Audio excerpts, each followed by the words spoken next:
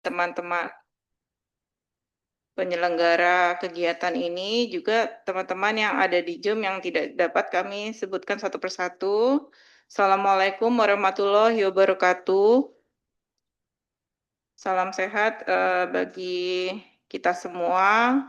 Eh, Bapak Ibu sekalian, eh, kegiatan pelatihan di kantor sendiri ini adalah kegiatan yang rutin ya kita laksanakan, yaitu untuk meningkatkan kapabilitas dari APIP. Ya, kali ini kita mengambil tema yaitu penyusunan harga perkiraan sendiri, yaitu HPS pada pengadaan barang atau jasa pemerintah di lingkungan Kementerian Perindustrian. Memang ini terlihat seperti keseharian ya, yang sepele, sederhana dan sebagainya. Tapi ternyata di setiap kegiatan ini harus ya kita lakukan untuk untuk menyusun harga perkiraan sendiri, sehingga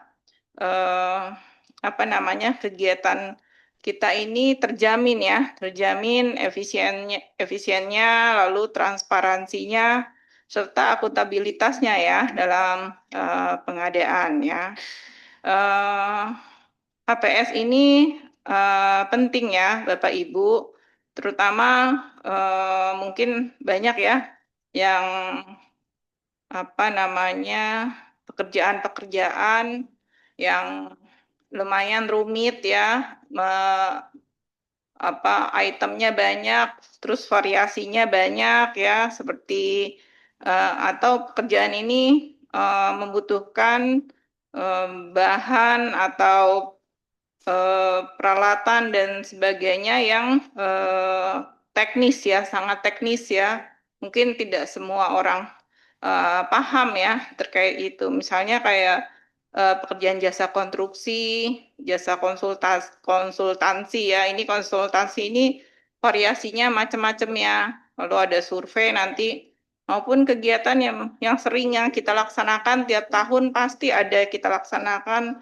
Misalnya kayak forum-forum seminar ya, sosialisasi atau pameran yang menggunakan jasa event organizer ya. Nah, ini kerap kita mungkin ini udah biasa, ini udah rutin, tapi agak mencepelekan ya. Nah, hal ini dengan kedatangan narasumber ya hari ini kita bisa mungkin kembali merefresh dan mungkin ada hal-hal baru yang bisa kita dapatkan dari rekan kita di LKPP ya terkait HPS. Juga mungkin kalau yang e-katalog gimana ya?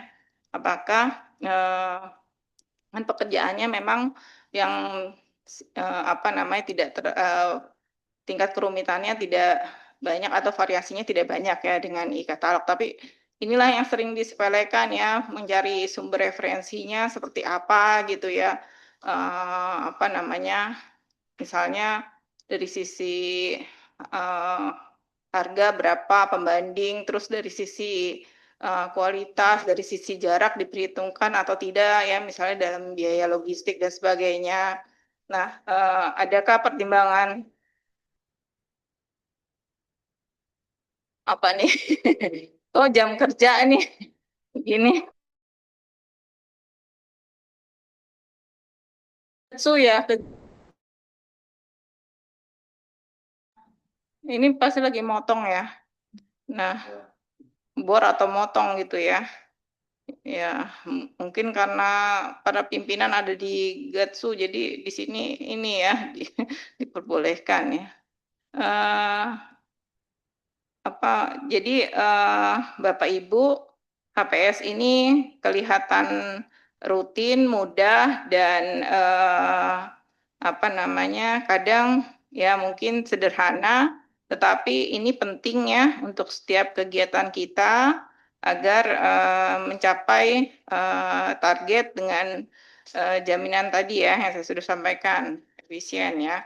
Mungkin juga ditambah ekonomis mungkin ya, dari sisi ekonomisnya juga. Nah, Bapak Ibu sekalian, ini juga yang sering jadi temuan ya, bahwa untuk kegiatan-kegiatan itu sering di apa namanya, ya udah tabrak aja dulu HPS-nya, nggak usah disusun. Nah, mungkin nanti dari narasumber bisa memberikan ya contoh-contoh ya, apa sih yang sering terjadi di apa tempat-tempat lain atau di kementerian lain, di mungkin juga ada komunikasi dengan tempat di kementerian kita ya, yang sering dilakukan ya, dan mungkin auditor bisa mendapatkan gambaran ya, indikasi-indikasinya gitu ya.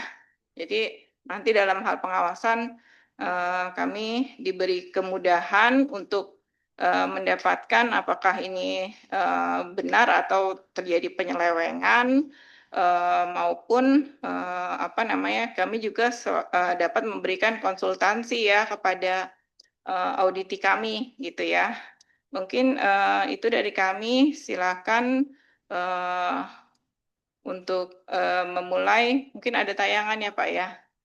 Silakan untuk memberikan apa namanya, informasi dari tayangan. Bapak Ibu silakan menyimak. Semoga bermanfaat. Wassalamualaikum warahmatullahi wabarakatuh.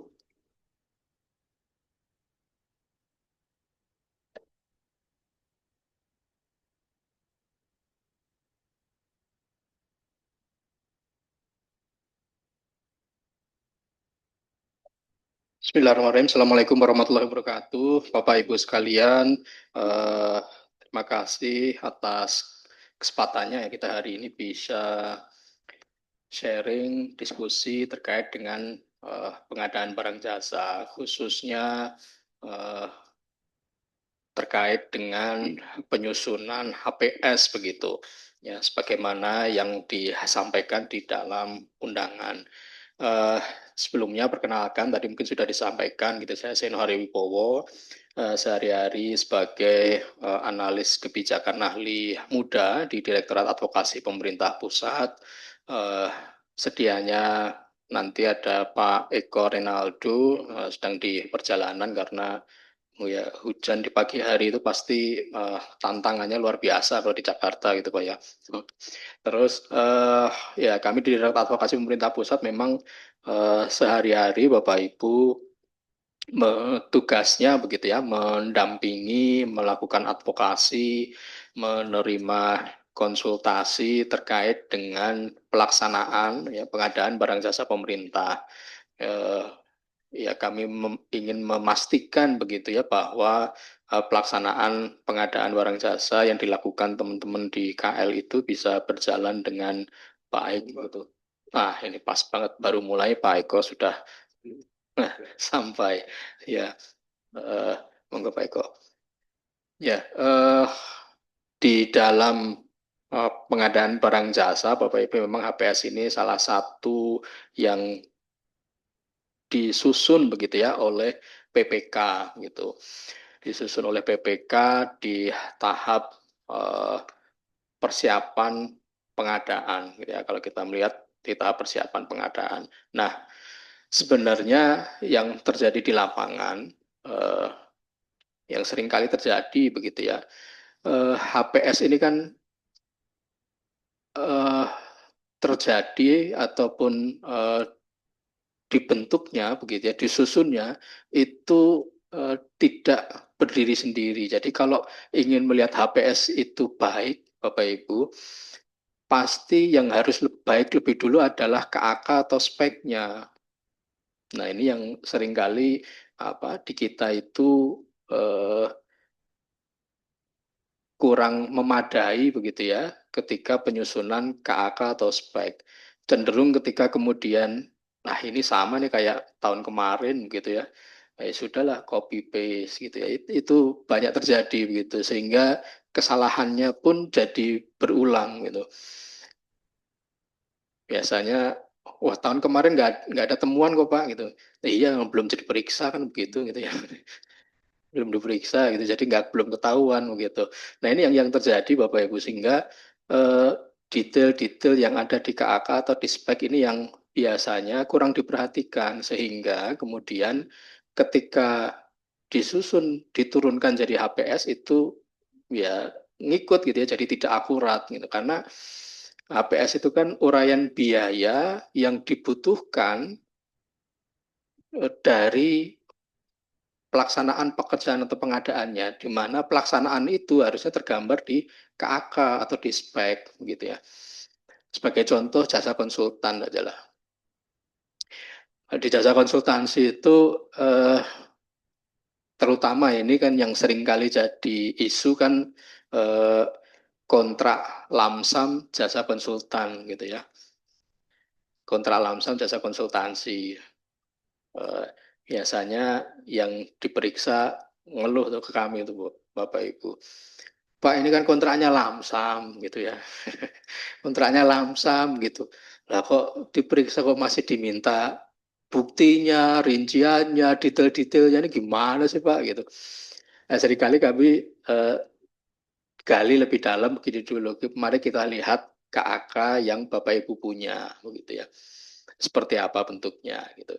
Ya biasanya eh, ya konsultan itu hanya ruang lingkup gitu ya, kemudian tugas kewajiban, kalau kemudian ada uraian tenaga ahlinya begitu, eh, biayanya personel non personel begitu ya, yang muncul di HPS kan begitu, personel non personel begitu, sudah laporan gitu ya, laporan biasanya itu ada tiga gitu ya, pendahuluan, antara, laporan akhir gitu ya.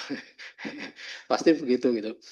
eh, yang sering kami konfirmasi adalah eh, bahwa teman-teman pemeriksa itu punya tugas untuk meyakini gitu ya, meyakini bahwa angka biaya rupiah yang keluar itu memang ya akuntabel gitu ya, sesuai gitu ya peruntukannya, kemudian sesuai kualitasnya, sesuai kuantitasnya begitu. Eh, dan tentu perlakuan terhadap apa logical lah begitu ya, logical di dalam eh, pembayaran gitu ya. Nah, namun yang terjadi tadi di KAK itu tidak cukup menjelaskan, sehingga kemudian ya pemeriksa jadi tidak yakin, tidak teryakini apakah kemudian apa iya sih laporan begini aja 2 miliar misalnya begitu gitu ya gitu, gitu. Karena di KAK tidak tergambarkan bagaimana prosesnya. Nah, maka kemudian kalau lamsam harusnya itu penjelasan mengenai input, proses, outputnya itu jauh lebih detail. Karena tidak lagi ngomong uraian biayanya, dan harusnya di RAB gitu. Ya, ini yang masih sering kali kita lakukan itu kalau di konsultan itu biaya biaya itu selalu personil non personil begitu ya.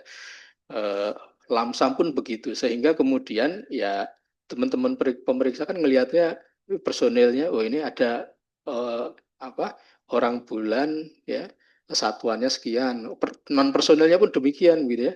Eh, Biayanya jadi seperti terurai satuan begitu. Nah ini yang kemudian juga apa di dalam praktiknya begitu ya bisa begitu, tapi harusnya lamsam nggak begitu gitu, harusnya kemudian tergambarkan itu prosesnya kan begitu ya kalau lamsam. Eh, Kemarin kami menerima konsultasi dari ya, salah satu kementerian begitu, mereka ada kegiatan pengadaan konsultan itu, konsultan untuk pendampingan proses sertifikasi hijau dan audit bangunan hijau gitu ya.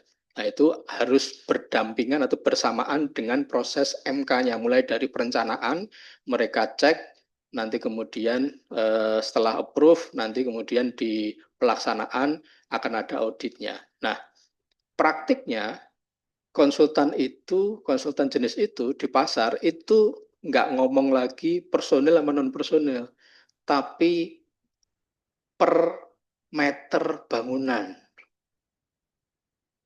Jadi jasa konsultasi untuk misalnya tadi pendampingan gedung hijau itu hitungannya misalnya 7 juta per meter persegi begitu. BPK sama Pokjanya bingung. Ini memang boleh Pak begini ini.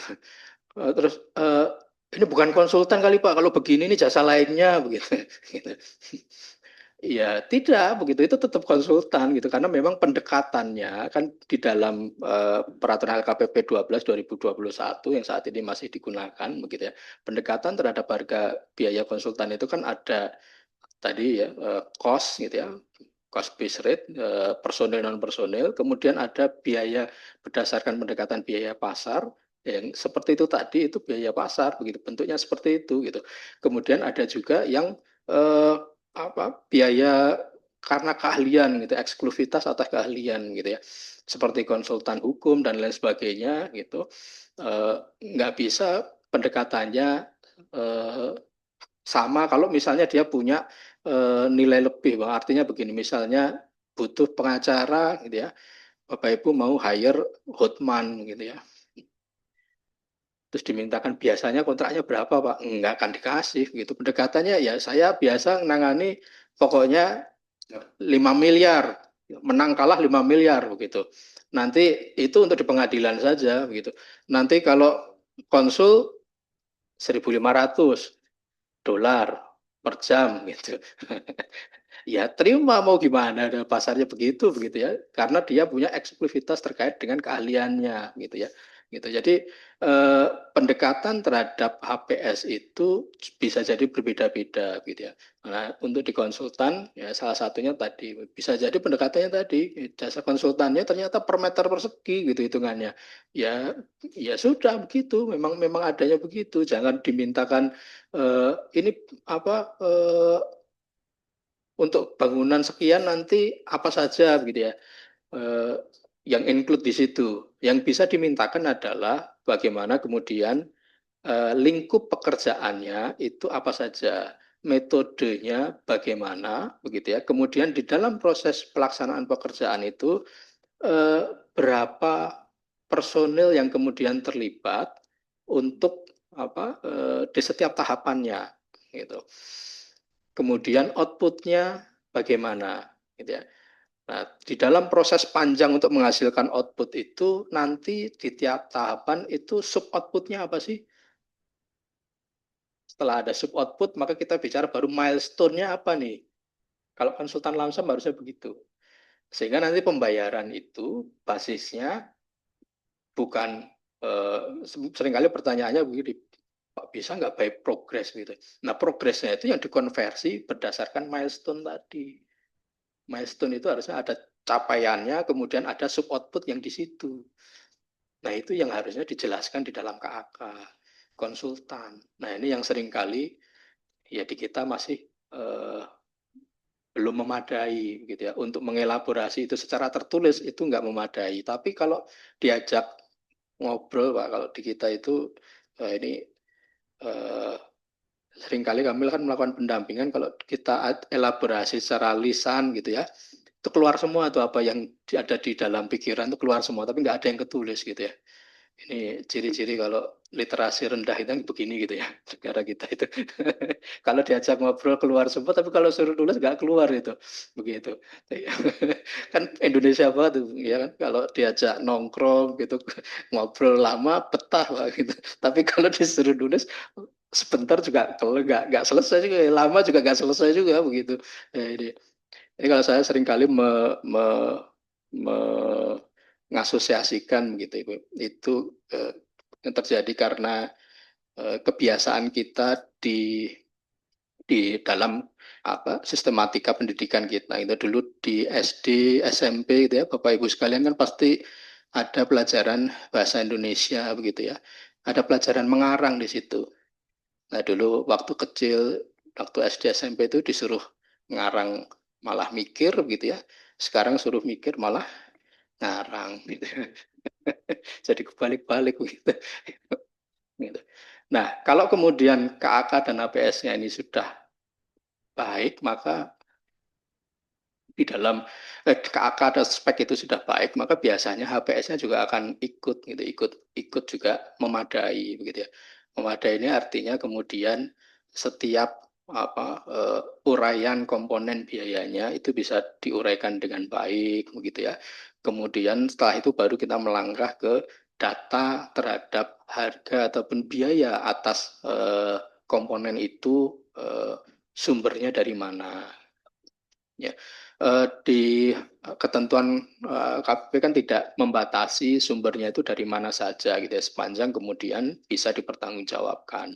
Nah, ini juga yang jadi salah satu PR gitu ya, dokumentasi kita yang juga cukup yang terkadang nggak memadai juga oleh teman-teman PPK gitu ya.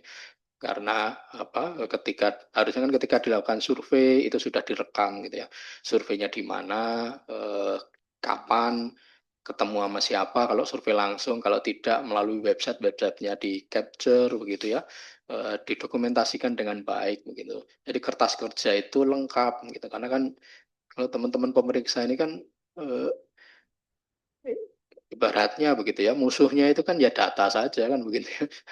Datanya mana? Oh ini gitu. Pendekatannya bagaimana seperti ini gitu ya. Gitu. Kalau kemudian pertanyaan selanjutnya, Pak, banyak yang kemudian nggak ada di pasar gitu ya. Kita dapat dari mana gitu. Nah, ini juga Bapak Ibu sekalian sebenarnya kan dimungkinkan mekanisme RFI gitu ya. Request for information.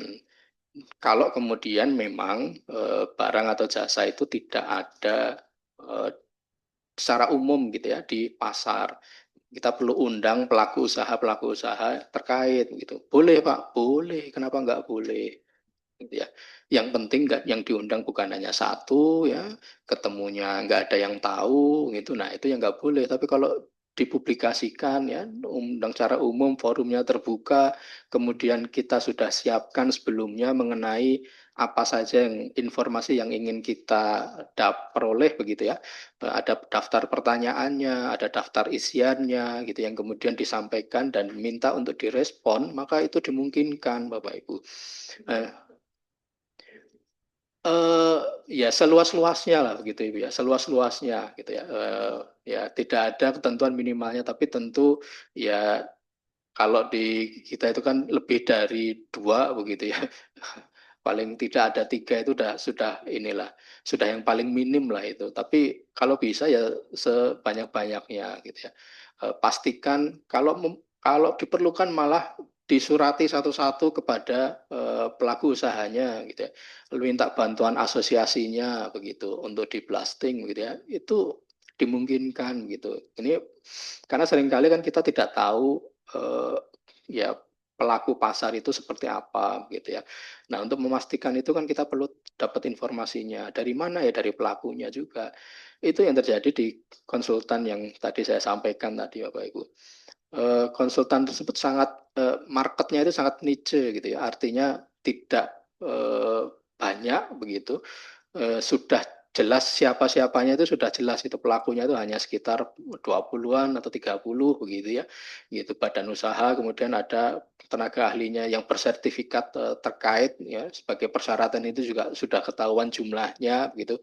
Sehingga kemudian akan lebih mudah kalau dikumpulkan semua, tanya mereka biasanya seperti apa sih praktiknya kalau mengikuti kalau ada pekerjaan itu gitu ya, itu yang dilakukan gitu, kita dalami bagaimana prosesnya gitu ya supaya tahu gitu apa yang terjadi di pasar gitu. Nah ini yang seringkali memang eh, ya kurang memadai dilakukan karena yang pertama waktu gitu ya. Seringkali kan di kita ini waktu itu jadi barang yang mewah begitu ya untuk persiapan dan perencanaan pengadaan. Padahal eh, kalau kemudian persiapan pengadaan itu bisa dilakukan dengan ya waktunya dilakukan dengan memadai, itu akan lebih baik gitu ya. Nanti pemilihan itu enggak eh, akan minim risiko gagalnya kalau kemudian kita sudah mempersiapkan dengan baik gitu. Nah, salah satunya tadi merespon apa yang ada di pasar. Yang terjadi selama ini kan persyaratan kita tentukan sendiri begitu ya, enggak di cross check dulu di pasar itu yang punya persyaratan itu persyaratannya bentuknya apa saja begitu, yang punya banyak atau sedikit begitu ya. Sehingga kemudian yang terjadi kita tanpa sadar misalnya melakukan diskriminasi gitu ya. Persyaratannya lebay begitu. Kan konsultan seringkali begitu gitu ya. Tenaga ahli yang senior gitu ya, itu disyaratkan S2 minimal pengalaman 10 tahun di bidang tersebut begitu, atau malah ada yang di pekerjaan tersebut gitu. Padahal kalau konsultan itu betul-betul harus dihitung per bulan-bulannya karena pekerjaannya bukan seperti di pekerjaan konstruksi begitu ya. Konstruksi satu pekerjaan dianggap 1 tahun anggaran gitu. Tapi kalau di konsultan perlu dilihat kontraknya itu berlaku berapa lama pelaksanaan pekerjaannya. 3 bulan ya hanya dihitung 3 bulan gitu. Nah ini jangan-jangan disyaratkan S2 pengalaman 10-15 tahun, ini orangnya sudah nggak ada begitu. Apalagi ada yang peserta S3 begitu. 10 tahun, wah udah meninggal ini jangan-jangan dicari begitu ya. Nah ini Bapak Ibu sekalian perlu di cross check gitu ya. Jangan-jangan pendekatannya bukan pengalamannya berapa lama, tapi berapa kali gitu ya. Menangani pekerjaan sejenis begitu. Jangan-jangan begitu berapa kalinya gitu. Seperti tadi konsultan tadi yang saya contohkan tadi, kalau mensyaratkan awalnya mensyaratkan sama 10-15 tahun begitu ya untuk tenaga ahlinya, lah yang proyeknya yang seperti itu saja masih jarang di Indonesia, itu yang pertama. Yang kedua, eh, baru bangunan hijau itu baru mulai banyak itu di 5 tahun terakhir misalnya begitu gitu ya, atau 10 tahun terakhir. Jadi nggak mungkin kemudian ada satu orang yang punya pengalaman sedemikian panjang gitu. Nah, ini jangan-jangan gagal nanti kalau kemudian dipersyaratkan seperti itu, akhirnya dirubah gitu ya, diperpendek, dikecilkan gitu ya. Bukan lagi kemudian ya berapa tahun ya, tapi berapa kalinya, karena eh, persyaratannya sebenarnya terkait dengan sertifikasi dari tenaga ahlinya gitu ya. Kalau sudah karena tadi saya sampaikan ya, bidangnya tertentu itu kemudian butuh spesialis gitu ya. Nah itu tentunya kemudian kalau sudah seperti itu kita perlu lihat mana yang lebih relevan, pengalaman yang panjang atau berapa kali pekerjaan gitu.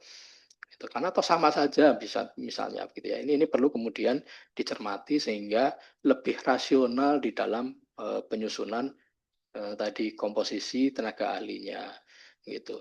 Terus uraian pekerjaan, uraian tanggung jawab tenaga ahli. Nah ini juga seringkali sama tuh.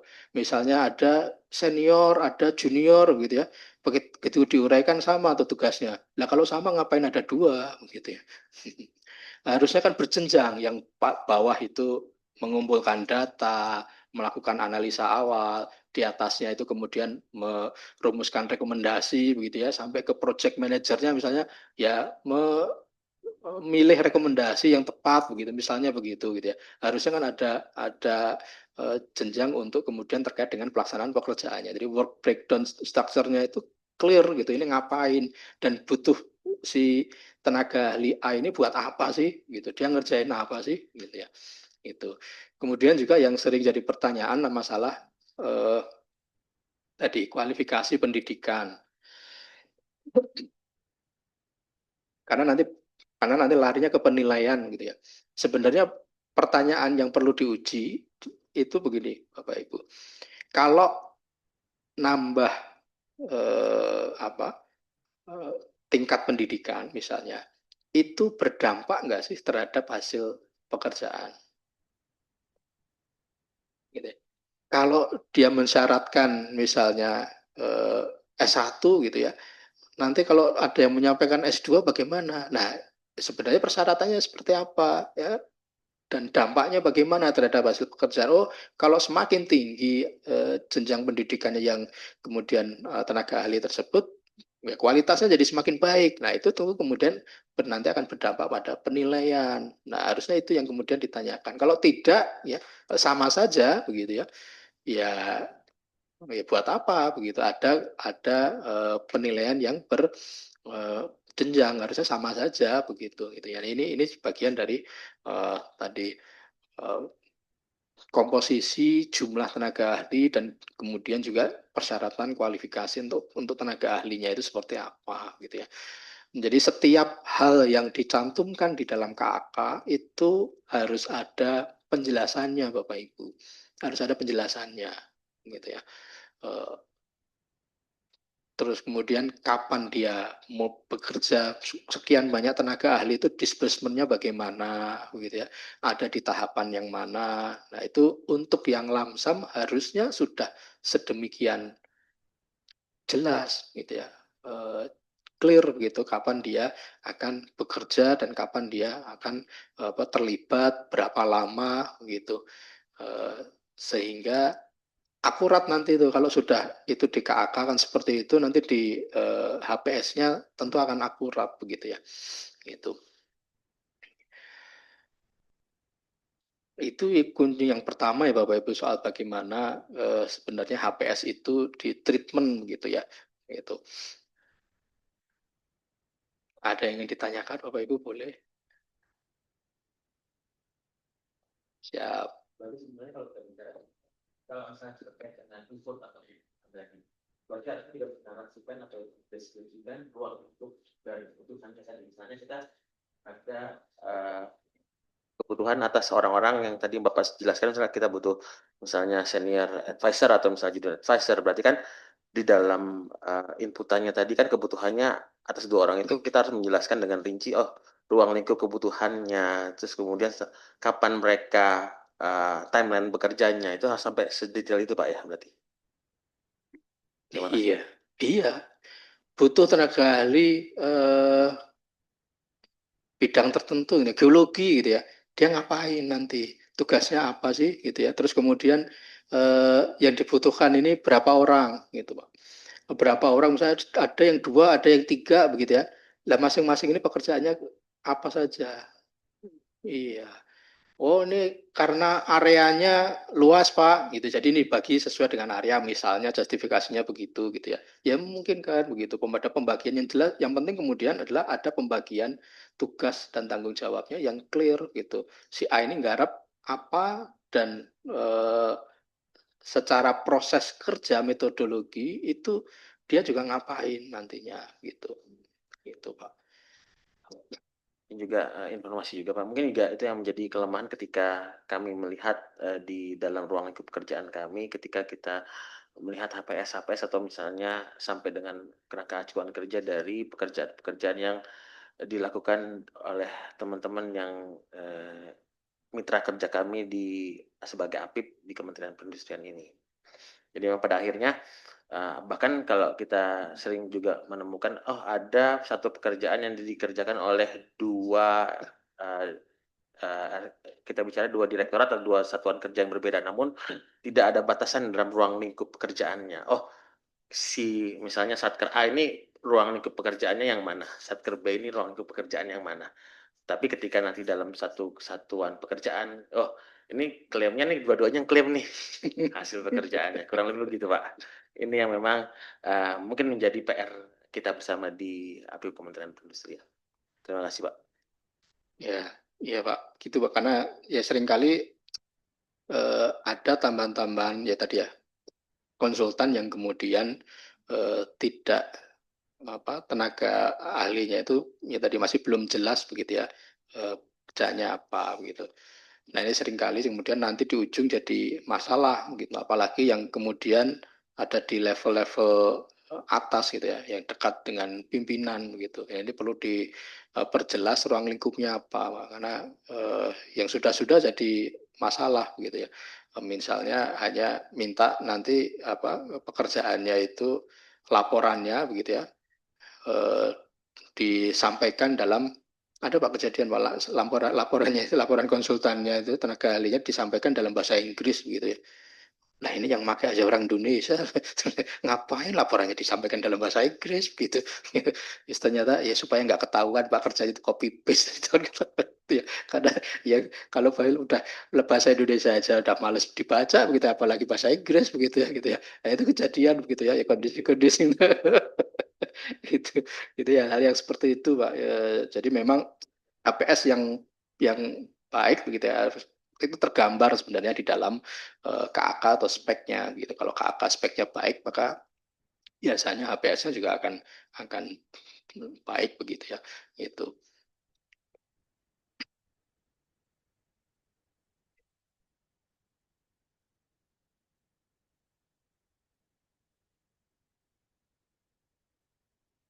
Kalau ketentuan-ketentuan terkait dengan HPS, saya pikir teman-teman di ya, inspektorat sudah inilah ya yang menjadi ketentuan sebagaimana ada di Perpres begitu ya. Ya saat ini sekarang mungkin yang update-nya kan purchasing ya dengan di atas 100 itu harus disusun HPS gitu ya Bapak Ibu. Jadi pengecualian terhadap HPS itu hanya untuk ya, pengadaan di bawah sampai dengan 10 juta, kemudian e-purchasing maksimal 100 juta, kemudian pekerjaan terintegrasi. Terintegrasi ini kan sebenarnya konsepnya karena menggunakan pagu anggaran. Gitu ya. Jadi HPS-nya ya pagu anggaran sebenarnya begitu. Jadi kenapa kemudian pengecualiannya masuk ya di pekerjaan terintegrasi gitu. Purchasing artinya kalau yang di bawah ya yang tadi dikecualikan di bawah 100 tadi masih menggunakan referensi harga di dalam prosesnya, baik itu untuk yang metodenya negosiasi gitu ya, maupun kemudian juga mini kompetisi. Nah memang yang sering terjadi juga ini Bapak Ibu sekalian, di purchasing itu ketika kemudian metodenya negosiasi begitu ya. Ya ini yang seringkali perlu disampaikan bahwa negosiasi ini bukan berarti kemudian pokoknya asal sudah dinego maka udah oke begitu ya. Itu harusnya kan proses nego itu kita punya bottom price-nya itu yang harus kita menjadi target kita itu apa sih rujukannya gitu ya. Tadi ya yang paling logik kan adalah harga pasar gitu ya. Referensi itu kan berdasarkan harga pasar gitu, harga transaksi, harga itu kan dibandingkan, dikumpulkan datanya harusnya menjadi harga pasar gitu ya. Nah, negosiasi harusnya menuju ke arah situ begitu. Tentu kemudian tetap memperhitungkan volume yang dibeli, kuantitas itu kan pasti berpengaruh gitu ya. Karena pernah kejadian begini Bapak Ibu, tayang di katalog harga kendaraan bermotor begitu ya, Honda Beat gitu ya, 30 juta gitu. Dibeli, nego turun ya 28, 29 gitu. Nggak diperiksa, ya kan sudah nego Pak, udah turun gitu ya. Tapi kan harga pasarnya nggak segitu begitu gitu ya. Gitu. Harga pasarnya kan nggak segitu. Ini jangan-jangan beli Honda Beat dikirim PCX begitu gitu ya. Gitu. Ya, kan? Ya itu yang kemudian perlu juga disampaikan ke teman-teman yang melakukan baik itu pejabat pengadaan atau PPK begitu ya. Ya referensi terhadap nego itu bukan sekedar nantinya turun gitu, tapi ya dilihat harga wajarnya itu berapa sih gitu. Karena begini, karena di katalog kan pelaku usaha kita menayangkan itu ya sesuai apa mereka menayangkan harganya begitu ya.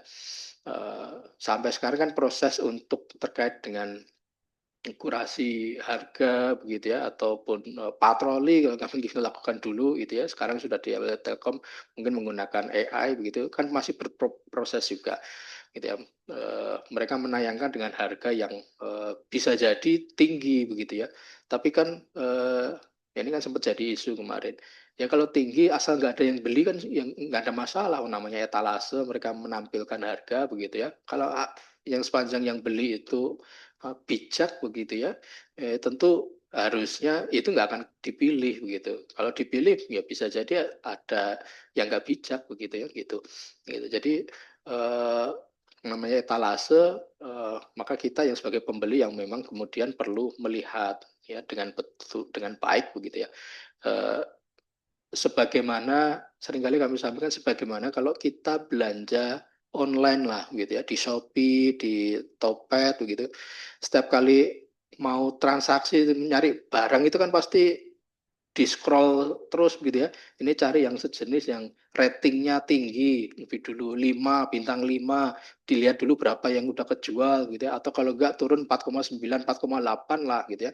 Setelah itu diklik baru dilihat lagi komennya apa, kan begitu gitu ya, betul-betul hati-hati gitu ya, komennya seperti apa sih, testimoni para pembelinya bagaimana begitu ya, itu kalau udah bagus baru dilihat lagi harganya, ini harganya gimana nih dibandingkan sama yang sekiranya hampir mirip gitu ya, mahal sedikit tapi kemudian kualitasnya testimoninya sudah lebih baik, akan berpengaruh terhadap kemudian pembeliannya, pilihan kepada penjual tersebut. Nah, ini yang juga harusnya bisa bisa dipraktikkan hal yang sama begitu, gitu, kehati-hatian dan ya bijak tadi, rasa bijak tadi di dalam eksekusi di purchasing tadi, terutama untuk yang menggunakan metode negosiasi begitu ya. Kalau mini kompetisi, kalau mini kompetisi Bapak Ibu sekalian, yang menjadi kunci adalah bagaimana kita menetapkan, kalau sekarang mungkin sudah ada HPS-nya di atas 100 begitu ya, maka sama berarti batas HPS satuannya itu berapa gitu ya. Itu yang perlu kemudian disampaikan. Dulu di versi 5 ketika sudah ada mini kompetisi tapi belum fasilitas fiturnya masih belum seperti sekarang gitu ya. Ketika kami mendampingi, kami minta teman-teman pelaksana itu ketika melakukan mini kompetisi juga menyiapkan harga HPS-nya lah gitu ya, batas tertingginya untuk penawaran itu berapa. Kalau lewat dari itu ya gugur gitu ya. Dan itu dituliskan di dalam dokumen mini kompetisi gitu ya. Itu. Nah, memang kalau yang saat ini yang ada fitur upload tuh kalau nggak salah hanya di konstruksi gitu ya, di barang di itu sedang kita sampaikan untuk kemudian dihidupkan kembali fitur untuk mengunggah gitu ya, mengunggah ada tambahan informasi soal tadi hal-hal yang kemudian kita perlu cantumkan sebagai aturan main di dalam minicomnya gitu. Supaya apa? Supaya kemudian ya kita tahu apa kompetisi yang terjadi itu kita harapkan bisa mendekati harga pasar yang ada, karena ya tadi ya ketika di saat ini kan di katalog ya orang mencantumkan, penjual mencantumkan harga itu bisa macam-macam gitu ya. Ada yang ingin disampaikan, konfirmasi boleh Bapak Ibu kalau ada yang ingin ditanyakan ya.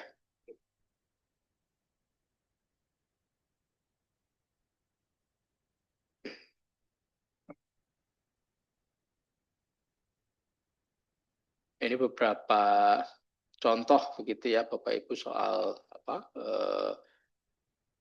HPS di barang gitu, mulai dari yang sederhana, kalau barang relatif sederhana lah gitu ya kita tahu, tapi ada juga yang sedikit ini sedikit kompleks gitu ya. Ini pengadaan alat ukur untuk chamber Bapak Ibu ya, untuk laboratorium ini lumayan barang tapi kemudian agak kompleks gitu ya, karena di dalamnya gitu ya, barangnya ini termasuk instalasi, kemudian juga termasuk pelatihan nantinya, kemudian sebentar saya ya, ada yang resen Pak Indra silahkan. Ya, selamat pagi Pak.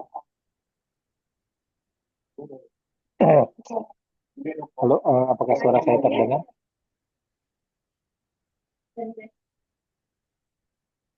Halo. Halo. Halo, terdengar Mas Indra? Oh ya, Mas. baik. Izin bertanya tadi terkait penyusunan HPS aja Pak ya. Kan di situ ada keuntungan dan overhead tuh Pak. Nah itu besarannya kira-kira berapa persen ya Pak ya? Karena kalau di aturan itu kan di perpesnya kalau nggak salah kan hanya yang ada itu hanya untuk konstruksi 15%, 15% kalau nggak salah Pak. Ya, sedangkan untuk barang ini apa tidak ada fixnya berapa persen gitu. Nah, ini apakah bisa dijelaskan Pak untuk besaran keuntungan di HPS ini baiknya atau wajarnya kita berikan berapa persen? Karena kalau apa berdasarkan informasi yang kalau dari di BPK itu ada yang bilang juga itu sekitar 10%. Nah, ini mungkin mau dijelaskan Pak, kira-kira wajarnya itu atau umumnya itu berapa persen?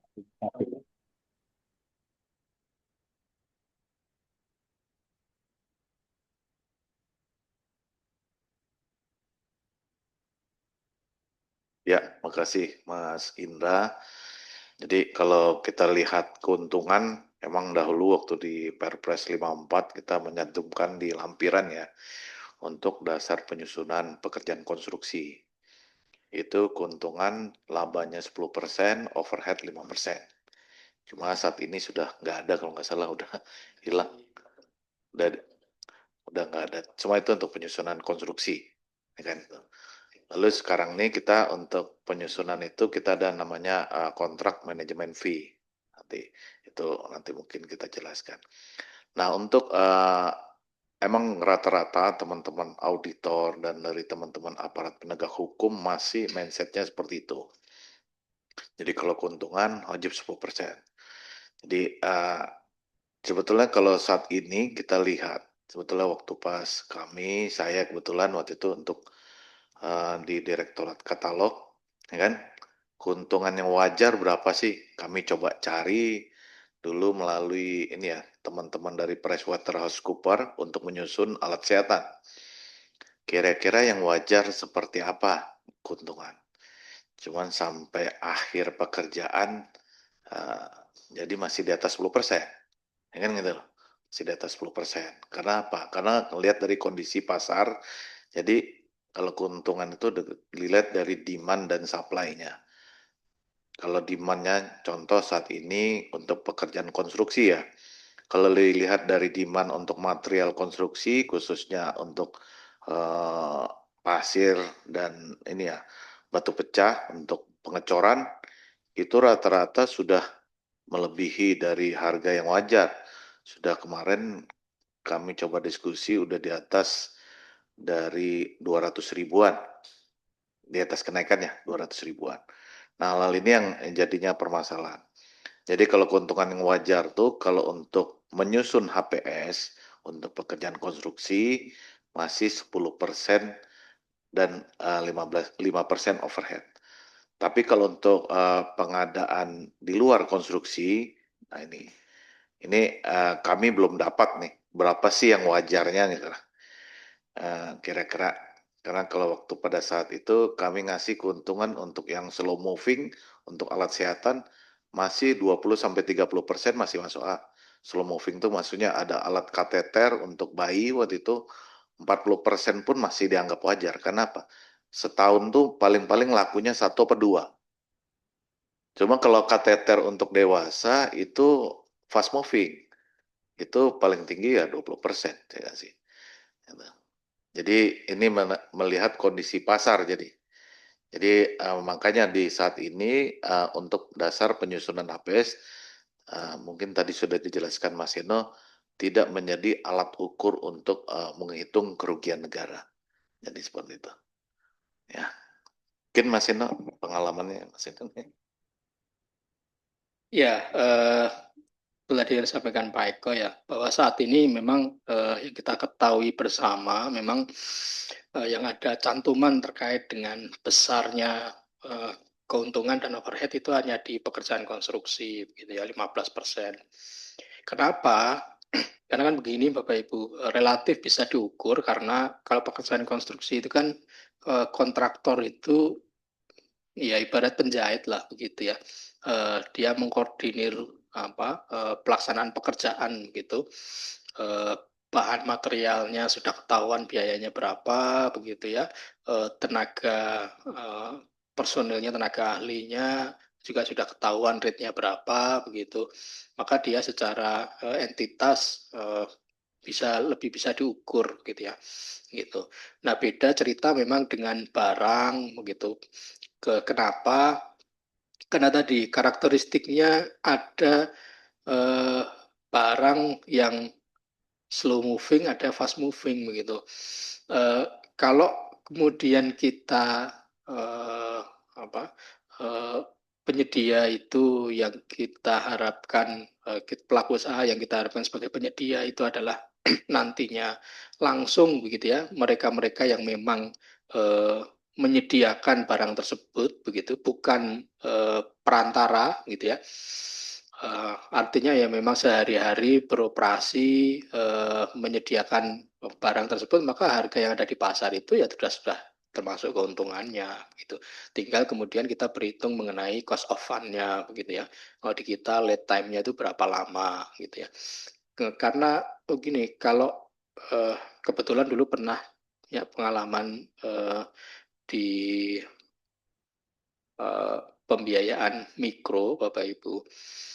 Kalau orang jualan beras gitu ya, ini sebagai contoh gitu ya, itu keuntungannya ya cuma 1-5%.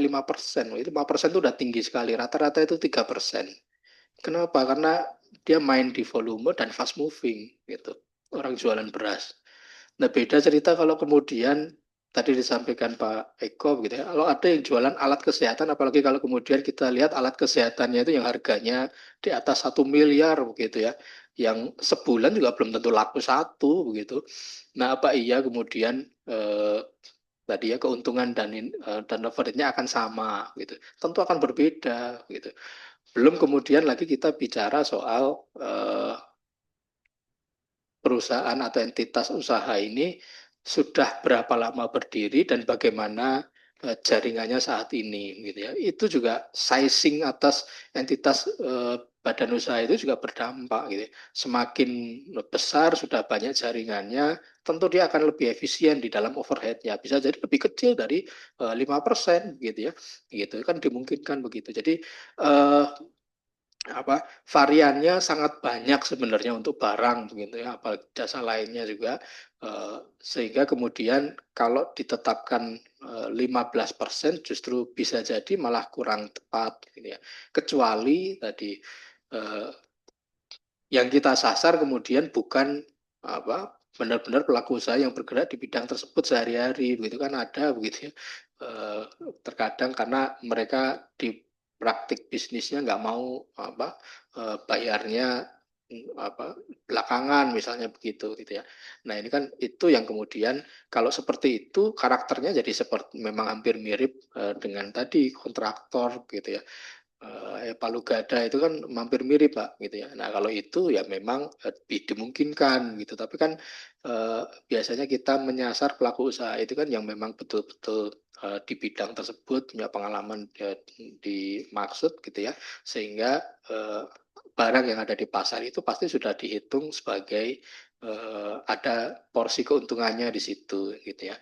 Itu yang perlu dicermati sebenarnya Pak, daripada kemudian di kondisi tertentu kita malah berupaya menghitung berapa keuntungannya begitu.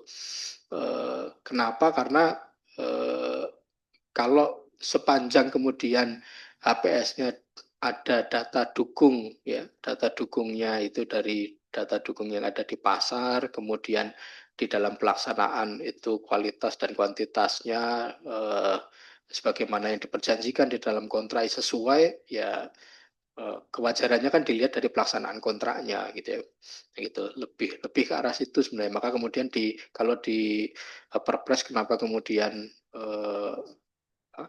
HPS tidak menjadi dasar ya, untuk menghitung kerugian negara karena namanya masih HPS Pak gitu ya. Perkiraan sendiri masih kira-kira gitu.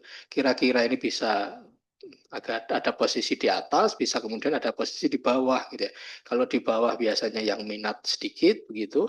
Nah, kalau di atas tentu kemudian kalau kompetisinya sudah baik, orang kan nawar akan memberikan penawaran dengan harga yang paling masuk akal yang bisa diterima oleh pelaku usaha itu Pak gitu ya.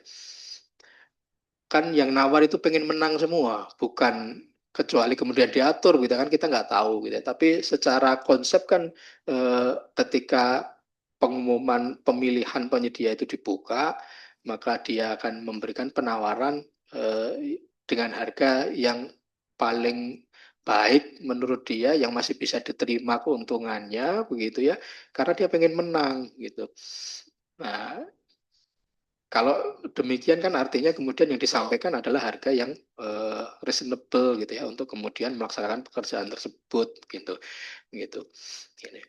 Nah, seringkali saya sampaikan ini kalau ketemu kita ketemu ngitung keuntungan orang gitu ya, itu kalau lebih mau diapain gitu.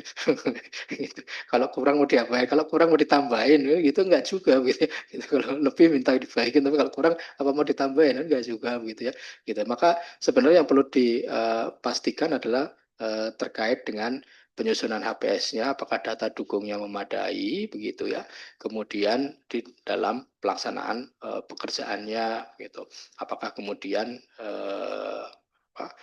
ya sudah sesuai dengan apa yang diperjanjikan di dalam kontrak gitu. Betul bahwa bisa jadi terjadi APS itu kemahalan begitu ya, sehingga kemudian menyebabkan penawarannya juga rata-rata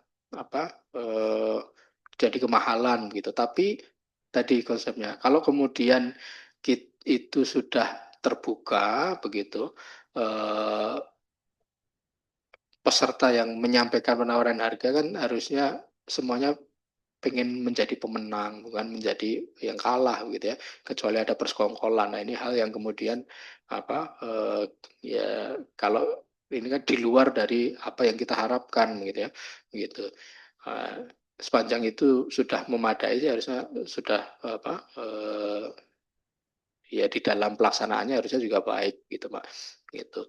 Jadi kembali tadi di keuntungan memang sampai saat ini masih belum ada gitu ya, untuk yang selain pekerjaan konstruksi besarannya gitu. Sehingga pendekatannya ke tadi Pak, melihat data dukung terhadap penyusunan HPS-nya itu seperti apa dasarnya gitu, dan kemudian di dalam pelaksanaannya. Mungkin itu Pak, terima kasih. Oh, ada yang resen lagi. Oh, Contoh. Ini nambah contoh dikit ya, Mas Indra ya. Jadi waktu dahulu pertama kali tayang katalog kendaraan, itu harga Innova itu kalau nggak salah 220 juta 2011. Nah, faktur pajaknya itu 154 juta. Gitu. Berarti kan harga pokok produksinya itu harusnya di bawah itu, atau setara 154 juta. Berarti kalau dihitung keuntungannya hampir kurang lebih 30%. Itu ya, 20-30%. Nah itu faktur pajak dengan cuma harga pasar saat itu atau SRP-nya. SRP-nya itu yang saat ini sering kami pakai gitu ya, untuk ini SRP dari harga pabrikannya itu 220. Nah jadi ya itu sampai saat ini nggak ada masalah kan gitu. Jadi pada saat kami diperiksa waktu itu sebetulnya keuntungan yang wajar untuk kendaraan mah keuntungannya nggak, ya kita nggak bisa bicara keuntungannya itu yang wajar.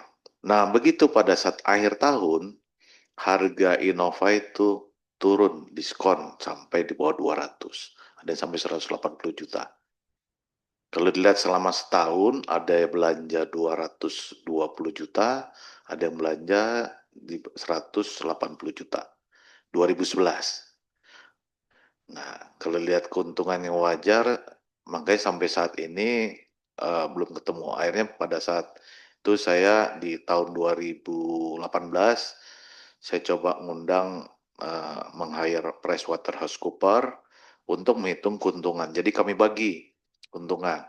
Jadi ada untuk alat elektromedik, untuk alat kesehatan ya, contohnya alat kesehatan, ada alat furniture medik, ada alat habis pakai.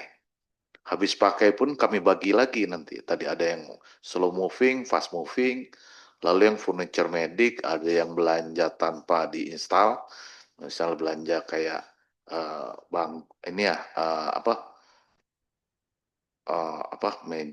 meja untuk di ruang rawat gitu ya, meja ini. Tapi kalau untuk kayak tempat tidur itu diinstal, nah itu harganya agak sedikit berbeda, ya kan? itu kami pakai acuannya dari harga pokok produksi. Jadi berapa kali dari keuntungan harga pokok produksi. Itu plus apa namanya? Plus pajak. Waktu itu masih kami hitung 10%. Jadi kurang lebih itu harga pokok produksi dengan ini yang fast moving itu bandingannya plus pajak 30%, berarti 20%. Karena pabrikan saat ini saya juga nggak tahu ya dari Kemenperin ya. Kemarin juga ada silang pendapat nih, Kemenperin dan kebetulan kami diskusi dengan perdagangan, pabrikan tidak boleh jual langsung kepada end user. Berarti kan pabrikan harus memberikan keuntungan juga untuk end usernya. Jadi kalau pabrikan langsung jual, berarti kalau pabrikan nambah 10%, berarti kalau 10% lagi end user, pajaknya mungkin ada restitusi ya. Jadi kami anggap jadi 30% dengan pajak masih wajar. Jadi itu yang yang habis pakai, yang fast moving. Cuman kalau yang slow movingnya di atas itu. Jadi masih make sense lah kalau dibilang masih 10-20% keuntungan. Cuma ya ada beberapa hal waktu zaman COVID. COVID itu masker dulu jualnya nggak nyampe 50.000. Januari 2020 harga masker itu 1,5 juta per box. Masker kain 95 itu. Nah itu apakah wajar? Nah, kalau dilihat dari sisi keuntungan, tentu dari sisi supply dan demand. Jadi wajar nggak nih Pak Eko harganya 1,5? Ya nggak ada lagi di pasaran. Yang punya kain 95 waktu itu harganya rata-rata 1,5. Itu Januari sampai Maret dibeli.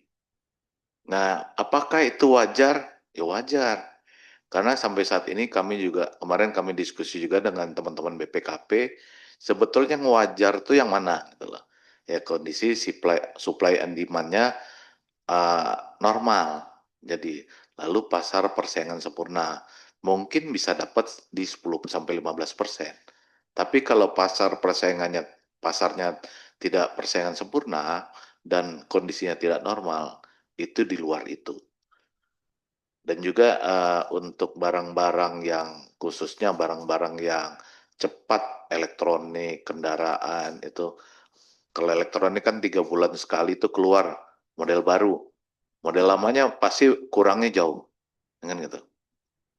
Lalu sistem perdagangannya juga kalau elektronik ini ada pabrikan, ada yang resellernya itu yang benar-benar diskonnya beda-beda.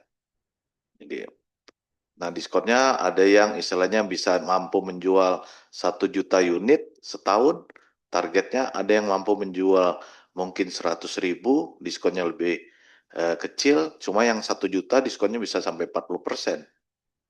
Nah ini apakah wajarnya itu? Nah, kami sampai sekarang masih bingung. Jadi berapa sih yang wajar khususnya barang? Mungkin itu, ini jadi kalau istilah wajar apa itu, dilihat kondisi pasar, makanya tadi Mas Seno bilang, pada saat menyusun HPS, ya kita melihat sebetulnya kondisi pasar saat ini, barangnya apa, lalu mungkin barang ini apakah nanti ke depan takutnya ada discontinue, lalu ada inflasi ya tadi ya mungkin ya, inflasi dan sebagainya. Jadi, nah pada saat pembelian itu adalah HPS itu adalah bottom up-nya untuk harganya. Tapi pada saat pembelian ya harus dilihat kondisi pasar. Tadi mungkin RFI ngundang atau melihat-lihat dari pembelian teman-teman yang lain. Gitu. Makanya kami mengharapkan juga dari teman-teman inspektorat khususnya, ya kan, khususnya barang yang sering dibeli, ya kan, itu dibuat konsolidasi, Bapak Ibu. Jadi konsolidasi inilah yang untuk menjaga harga. Nih Mas Seno pengalaman untuk konsolidasi laptop, ya kan, mungkin saat ini kejaksaan lagi ke kantor ini, konsolidasi laptop. Jadi, nah ini itu untuk bottom price-nya. Jadi kira-kira seperti itu, Mas Indra. Mungkin yang lain. Silakan. Terima kasih. Ya, terima kasih Pak. Ada lagi yang resen, Pak Denny, silakan. Iya Pak, terima kasih Pak.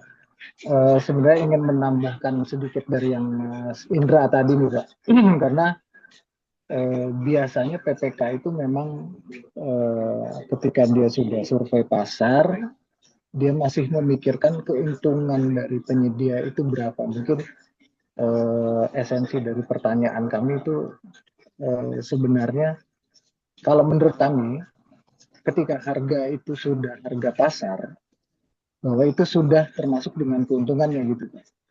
Jadi tidak perlu PPK memikirkan keuntungan itu sekian persen lagi, 10 sampai 15% itu sebenarnya tidak perlu lagi, karena harga yang di pasar itu menurut pendapat saya pribadi juga bahwa ya harga itu memang sudah termasuk keuntungan si penyedia jasa atau penyedia barang ini. Nah, kalau dari penjelasan Bapak tadi sepertinya memang seperti itu ya Pak. Ya, saya ingin menguatkan aja bahwa logik kami selama ini memang ketika PPK dia sudah melakukan survei pasar, ketika menyusun HPS, dia mendapatkan barang A harga 100.000 di pasaran dan dia jadikan itu sebagai HPS, berarti dia tidak perlu men-top up lagi keuntungan penyedianya. Mungkin simpelnya seperti itu. Terima kasih. Ya, betul Pak, gitu ya. Betul, begitu pendekatan itu bisa digunakan, gitu ya. Karena kan begini, kalau apa namanya, kalau misalnya pun gitu ya yang ngambil tadi ya pelaku usahanya itu ya bukan ya perlu gada lah begitu ya yang ingin ikut gitu ya, pasti kan dia juga akan mengambil mencari barangnya itu di level bukan level yang terakhir gitu ya, artinya ngambilnya pasti di distributor gitu ya, supaya apa, supaya ada marginnya kan, pasti begitu gitu, sehingga ya kalau saya melihat nggak perlu ditambahkan lagi karena kita melihatnya harga pasar itu sudah yang ada di rantai yang paling bawah begitu, kecuali gitu ya kita memang ingin menyasar apa bukan di level yang paling bawah gitu ya. Itu yang coba kami lakukan begitu ya dengan konsolidasi yang tadi disampaikan Pak Eko gitu. Karena yang kami undang itu memang prinsipal produsen. Kenapa? Karena kebutuhannya konsolidasi yang kami lakukan itu untuk nasional. Nah kalau nasional maka ya secara analisa hanya pemenuhannya tentu kita perlu ngobrol ke produsen, prinsipal produsen, bukan lagi di level rantai pasok di bawahnya begitu ya. Nah, karena ada di level prinsipal produsen, maka kemudian ya treatment harganya, ya pendekatan terhadap harga itu menjadi berbeda. Betul kita masih menggunakan harga yang ada di pasar itu saja sudah kita gunakan, kita upayakan di dalam proses pemilihannya supaya terjadi koreksi yang berulang begitu, sehingga si prinsipal ini bisa berhitung Pak, gitu ya, harga terbaiknya setelah dia juga nanti memperhitungkan harga rilisnya dia setelah melewati rantai pasok yang dia punya begitu ya. Jadi keuntungannya itu sudah dia hitung begitu. Pokoknya kalau dijual misalnya yang kemarin itu sekitar 7 juta misalnya begitu ya. Nah, 7 juta itu sudah memperhitungkan keuntungannya si agennya, distributornya dia, begitu ya, pengecernya dia, begitu yang melayani langsung ke PPK di seluruh Indonesia. Itu gambarannya. Jadi memang harga kalau kemudian datanya itu sudah ada ya, barang sudah ada di pasar ya sudah menggunakan itu saja. Paling kalau mau ditambahkan gitu ya, perhitungannya sebenarnya justru ada di tadi cost of fund tadi gitu ya. Karena kan bayar belakangan gitu ya. Misalnya lead time kita untuk pembayaran sebulan 2 bulan gitu. Nah artinya sebenarnya masih dimungkinkan tuh ditambahkan biaya bunga untuk misalnya ya 2 bulan 3 bulan pinjaman begitu ya, itu berapa. Nah itu kan make sense gitu ya, karena ya ada modalnya kan pasti juga harusnya bisa segera berputar, tapi ini ketahan di pemerintah karena udah proses pembayaran misalnya begitu. Nah itu boleh diperhitungkan sebenarnya begitu. Nah Saya nggak tahu apakah kemudian di PPK itu kelihatannya juga malah jarang memperhitungkan itu begitu ya. Harusnya cost of fund itu yang dihitung gitu ya. Karena kan tadi pemerintahan bayar belakangan gitu ya. Gitu. Bayarnya harus ngutang setelah diterima kan prestasi pekerjaan gitu. Nah, itu mungkin Pak. Terima kasih. Eh, saya tertarik ya Pak dengan statement Bapak tadi Pak, mengenai bunga itu. Karena sempat ada juga yang konsultasi seperti itu. Nah, eh, dasar kita dalam pembayarannya apa ya Pak? Maksudnya kalau dalam kontrak kan memungkinkan ketika dalam kontrak kita berikat bahwa kalau yang bersangkutan penyedianya terlambat akan dikenakan denda sekian atau denda maksimal. Kalau kita yang terlambat membayar apabila diatur di kontrak akan terkena bunga, berarti gitu ya ininya perikatannya. Bukan Pak, tapi harganya sudah memperhitungkan itu Pak, APS-nya sudah memperhitungkan biaya bunganya Pak, gitu. Itu saja cukup gitu.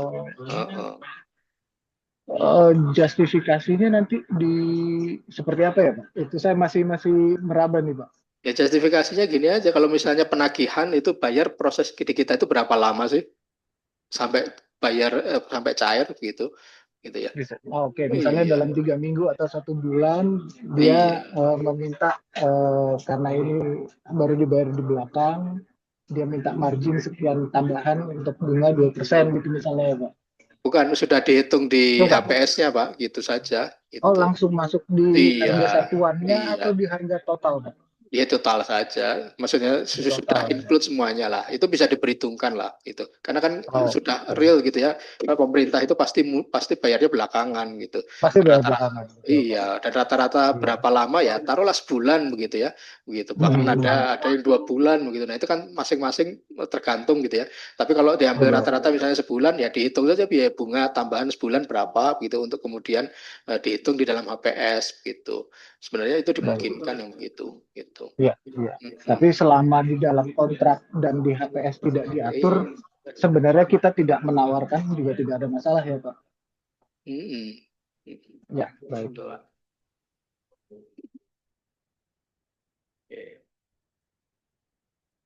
Ada lagi Bapak Ibu? Boleh silahkan. Mungkin yang belum kita tampilkan ini ya, yang jasa lainnya IO gitu ya, yang tadi sempat sampaikan di awal, disinggung di awal, ya.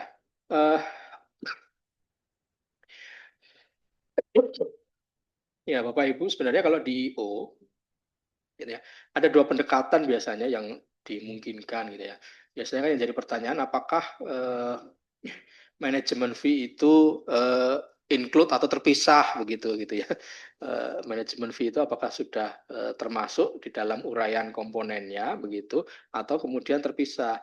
Nah, itu bisa ditempuh dua-duanya begitu Bapak Ibu ya sebenarnya. Ini sebagai contoh HPS yang ketika kami menyelenggarakan Rakornas gitu ya, Rakornas pengadaan. Itu PPK membuat manajemen fee itu terpisah dari keseluruhan komponen yang masing-masingnya begitu ya, begitu. Tapi memang kemudian perlu ada catatan-catatan nantinya gitu. Ya, yang penting kalau IO itu karakteristik terhadap masing-masing item itu seperti apa gitu. Nah ini ada nih catatannya gitu. Ada yang lamsam, ada yang satuan, ada yang kemudian at cost gitu ya pembayarannya, kemudian ada yang tidak dikompetisikan gitu, ada yang kemudian dikompetisikan tapi dibayar at cost begitu ya. Gitu. Jadi memang perlu diuraikan secara lebih jelas, lebih detail begitu terkait dengan komponen biayanya ini apa saja ya, karakteristiknya nanti akan mengikuti Bapak Ibu gitu ya. Nah ini kalau yang ditampilkan ini kemudian manajemen fee-nya itu terpisah ya. Ini yang dihitung oleh si PPK itu dialokasikan 10% ya sebagaimana referensinya di pekerjaan konstruksi begitu, karena hampir mirip begitu ya, karakteristik IO ini kan hampir mirip begitu ya gitu. 10% dan ini dikompetisikan menjadi salah satu item yang dikompetisikan gitu. Ini beberapa item lainnya ya ada yang sesuai ya ini berdasarkan, kalau honor kan tentu kemudian berdasarkan PMK begitu ya. Kemudian paket meeting juga tidak dikompetisikan karena kenapa tidak dikompetisikan, karena nanti apa rate-nya ini gitu ya, rate paket meetingnya ini berdasarkan persetujuan PPK Pak gitu ya. Yang perlu kita sampaikan adalah karakteristik speknya itu bintang berapa begitu ya, lokasinya begitu, terus ya hal-hal lain terkait dengan pilihan venue gitu ya. Nah itu maka kemudian ini tidak dikompetisikan gitu contohnya. Nah kemudian ada yang dikompetisikan lain terkait dengan bahan-bahan pendukung gitu. Nah hanya memang kalau kemudian apa manajemen fee-nya ini dihitung di luar, maka kita perlu kemudian atas masing-masing item yang seperti ini tadi, ini dimintakan bukti pembeliannya begitu. Di dalam realisasinya ya oleh PPK itu dimintakan bukti pembeliannya, misalnya terkait dengan mereka mengadakan ID card gitu ya. Seperti apa bukti pembeliannya begitu. Nah ini supaya untuk apa? Untuk kemudian karena ini sudah dihitung di bawah begitu, jadi sudah terpisah gitu ya. Itu. Gitu. Ya, Bu, kasih. Nah ini pendekatan terhadap IO. Terus kemudian juga kalau misalnya ada yang perlu dicermati adalah tenaga personil yang bukan yang menjadi bagian dari apa memang tenaganya dari CEO kan ada, kemudian tenaga tetapnya begitulah ibaratnya begitu ya. Nah kalau sudah tenaga tetap maka nggak boleh dikenakan keuntungan dihitung manajemen bagian dari manajemen fee Bapak Ibu gitu ya gitu. Gitu. Jadi misalnya biayanya dia berapa, remunerasinya dia berapa, tapi kemudian tidak boleh dikenakan apa manajemen fee karena kan itu kewajiban dia untuk kemudian ya diserahkan gitu ya, dibayarkan ke si personil ahli personil tetapnya dia tadi, tenaga ahlinya tadi gitu ya, tenaga tetapnya dia gitu kan ada pasti begitu ya. Seperti ini misalnya di apa produksi kreatif ini biasanya sudah ada misalnya ya tenaga tetap, nah itu yang sudah menjadi bagian dari IO-nya ya tidak dikenakan apa dalam perhitungan di manajemen fee-nya begitu. Gitu. Tapi kalau kemudian dia mengadakan hire gitu ya dari luar, kan jasanya itu yang kemudian dihitung tambahan 10%-nya itu ya, manajemen fee-nya kan di situ gitu ya. Gitu. Nah, ini terkait dengan IO ini Bapak Ibu. Gitu ya. Oke. Ada yang ingin dikonfirmasi? Silahkan. Boleh bertanya ya, Pak? Boleh. Ya, jadi ini Pak, kalau pemilihan IO ini yang biasa kami temukan biasanya kan juga palu gada juga ya Pak. Jadi kalau kami sih ekspektasinya adalah ketika PPK dia mencari penyedia jasa IO ini, berarti si IO ini seharusnya yang mungkin yang Bapak sampaikan tadi, mempunyai kapabilitas pegawai tetapnya di pekerjaan inti acara yang ingin diadakan. Persepsi kami seperti itu Pak. Maksudnya ingin minta masukan juga, apakah selama ini persepsi kami sudah benar seperti itu atau perlu insight yang lain gitu Pak?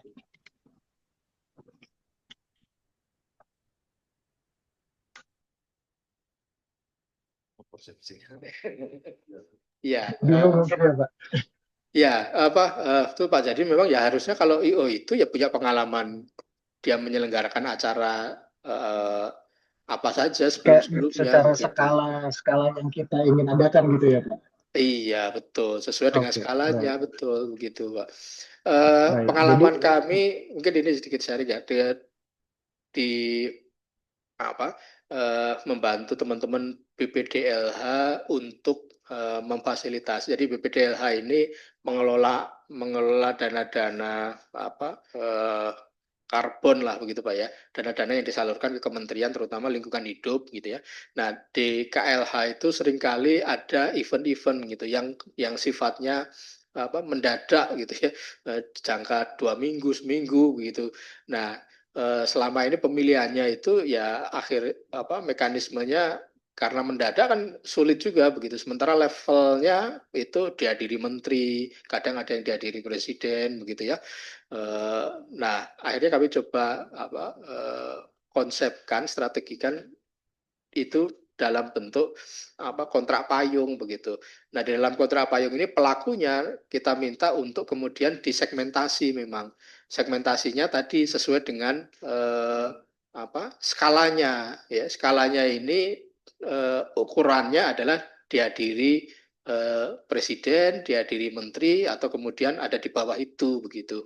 Nah, ini dari situ skalanya karena meskipun misal jangan sampai skala itu hanya dari sisi biaya karena bisa jadi biayanya tidak terlalu besar tapi kalau yang datang presiden kan treatmentnya jadi berbeda begitu ya gitu. Jadi betul bahwa IO ini kita perlu melihat tadi pengalamannya itu sesuai dengan skalanya gitu ya. Nah kalau yang ada di level menteri ke bawah lah gitu ya atau instansi memang bisa saja kemudian dari sisi jumlah peserta yang menjadi target gitu ya atau kemudian acara itu jumlah pesertanya berapa skalanya bisa dihitung dari situ gitu.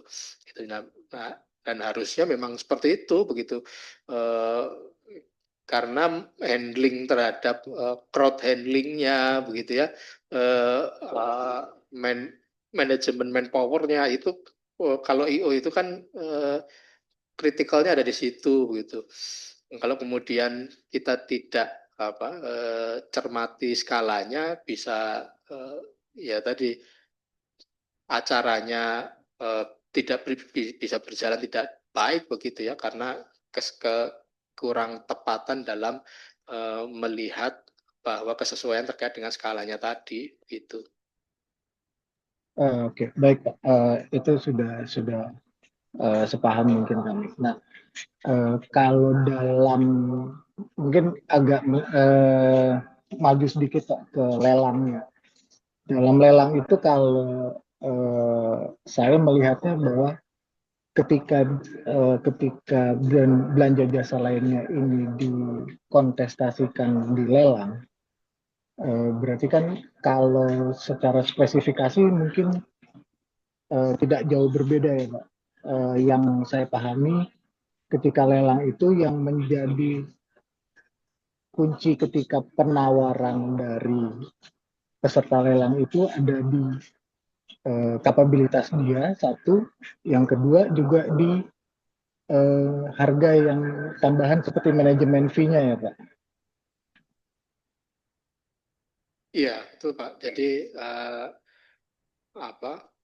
kalau pengalaman di dalam ya ini nanti pengalaman di yang sejenisnya gitu atau mungkin di persyaratan teknisnya itu bisa ditambahkan terkait dengan skalanya tadi begitu ya gitu. Atau kalau enggak kan di jasa lainnya itu di kualifikasi itu kan ada pengalaman sejenis begitu ya sejenisnya ini yang kemudian kita perlu misalnya yang dimaksud sejenis itu apa gitu. Nah itu yang didetailkan gitu diuraikan yang dimaksud sejenis adalah dengan skala peserta misalnya 1.000 orang gitu misalnya begitu gitu ya itu supaya lebih clear gitu Pak gitu mungkin. Baik Pak, jadi karena yang sering ditanyakan ke kami itu sebenarnya manajemen fee itu berapa persen sih gitu yang ditanyakan teman-teman PPK ketika mereka konsultasi akan melaksanakan kegiatan. Nah, sebenarnya jawaban kami sama dengan belanja barang tadi ya Pak. Ketika teman-teman PPK itu melakukan survei harga pasar, sebenarnya PPK itu harusnya bisa menemukan manajemen fee yang harga pasarannya itu atau besarannya itu sekian persen ya Pak. Ini dalam kegiatan belanja jasa lainnya seperti IO ini. Jadi yang selalu kami tekankan kalau di teman-teman PPK itu memang ketika PPK itu menentukan manajemen fee-nya 10%, berarti dia seharusnya mempunyai data konkret bahwa yang termasuk dalam biaya manajemen fee 10% ini apa saja, dan 10% itu didapat dari apa saja. Mungkin seperti itu ya Pak? Ya, betul Pak. Betul seperti itu. Dan kenapa 10% memang tadi saya sampaikan ya, ini merefer ke karakteristiknya yang sebenarnya hampir mirip dengan pekerjaan konstruksi begitu. Kalau entitas pelaksana konstruksi kontraktor itu kan yang mengumpulkan bahan-bahannya, yang menjahit lah begitu ya, mengarrange, mengelola semuanya gitu ya, kan hampir mirip gitu ya. Dengan IO kan juga begitu. Dia mengelola, mengarrange, mengumpulkan banyak material kebutuhan tadi ya untuk menghadirkan kegiatannya, gitu, acaranya, gitu kan hampir mirip. Maka kemudian keuntungannya biasanya kita menyarankannya kalau IO itu juga sama seperti di konstruksi 10 gitu. Nah, tinggal tadi betul 10-nya itu ngambil item yang diambil dari 10 menjadi 10%, dihitung 10% itu dari mana saja. Nah, itu perlu kemudian dicermati juga. Begitu. Jangan sampai ada yang harusnya menjadi tadi ya sebagaimana saya contohkan personil tetap dia yang dia punya itu juga dicas 10% gitu. Gitu. Harusnya itu yang seperti itu dikeluarkan gitu. Gitu. Mungkin kalau boleh nanti ada sedikit pembahasan mengenai kertas kerja PPK ketika penyusunan HPS ya Pak? Iya, siapa?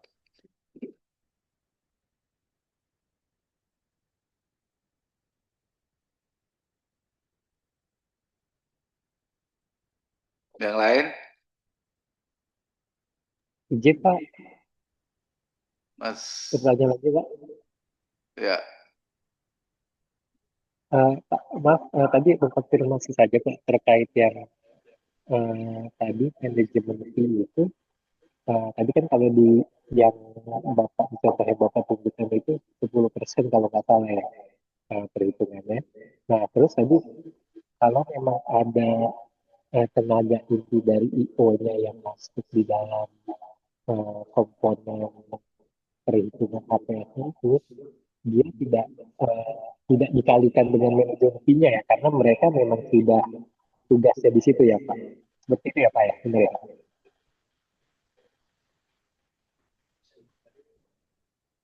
Mas Indra, maaf suaranya kurang Ya. jelas. Iya, Halo? udah jelas belum ya? Nah, udah.